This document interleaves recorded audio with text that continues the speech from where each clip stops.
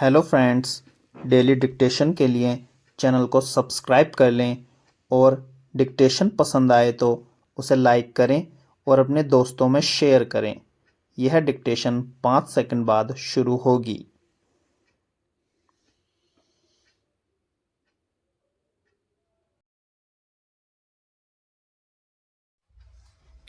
Start. अपने उभरते बाजार स्थानीय मुद्रा सरकारी बॉन्ड सूचकांक और संबंधित सूचकांकों में पूरी तरह से सुलभ मार्ग के तहत जारी किए गए भारतीय सरकारी बॉन्डों को शामिल करने के ब्लूमबर्ग के फैसले से भारतीय ऋण बाजार को काफ़ी मजबूती मिलेगी। 31 जनवरी 2025 से शुरू होकर अगले 10 महीनों में इन बॉन्ड को सूचकांकों में शामिल किया जाएगा। जेपी मॉर्गन के बाद ब्लूमबर्ग अपने उभरते बाजार बॉन्ड सूचकांक में भारतीय सरकारी बॉन्ड को शामिल करने वाला दूसरा प्रमुख वैश्विक सूचकांक प्रदाता होगा। जेपी मॉर्गन इंडेक्स में जून 2024 से भारतीय बॉन्डों को शामिल किया जाएगा। जेपी मॉर्गन के तुरंत बाद ब्लूमबर्ग सूचकांक, जिसे कि ज़्यादा व्यापक रूप से देखा जाता है, में शामिल करने से भारतीय बाजार में 2 से 3 अरब डॉलर का निवेश आने की उम्मीद है और यह उन बड़े अंतर्राष्ट्रीय निवेशकों का भरोसा बढ़ाने वाला कदम साबित होगा जो अपनी ऋण होल्डिंग को विविधता देना चाहते हैं। इससे आगे चलकर ऋण बाजार में ऊंचा निवेश प्रवाह आएगा। केंद्रीय बजट 2020-21 में यह ऐलान किया गया था कि केंद्र सरकार की कुछ श्रेणियों की प्रतिभूतियों को बिना किसी रोक-टोक के गैर निवासी निवेशकों के लिए खोला जाएगा, जिसके बाद भारतीय रिजर्व बैंक ने एफएआर के तहत सिक्योरिटी जारी करना शुरू किया।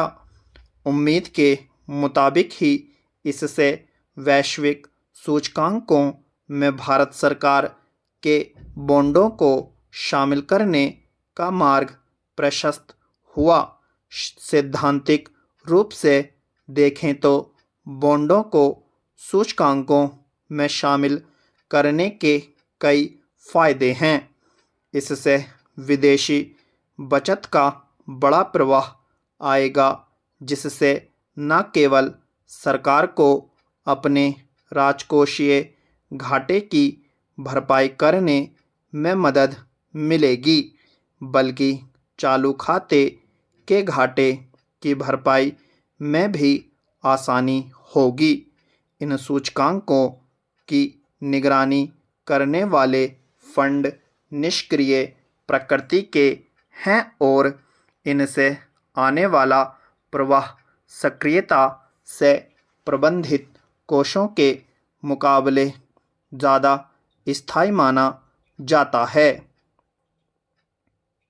आगे चलकर एफएआर के तहत और प्रतिभूतियां जारी की जाएंगी और चूंकि बजट घाटे के कुछ हिस्से की भरपाई विदेशी बचत से होगी, तो इससे घरेलू बचत पर दबाव कम हो जाएगा, जिससे अर्थव्यवस्था की कुल उधारी लागत में कमी लाने में मदद मिलेगी।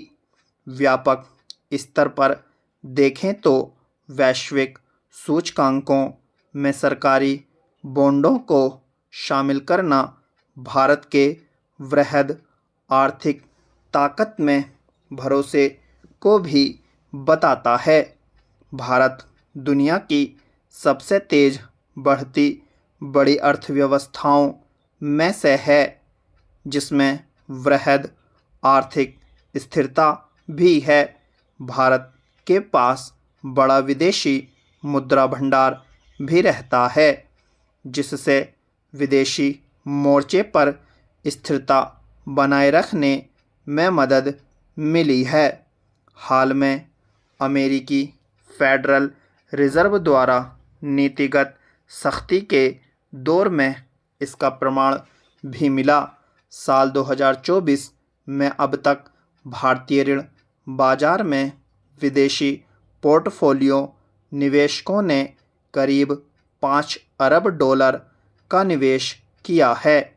वैसे तो सूचकांक में शामिल होने के कई फायदे हैं, लेकिन यह गौर करना अहम होगा कि ऋण बाजार में ज़्यादा विदेशी निवेश से कई तरह के जोखिम भी बढ़ सकते हैं।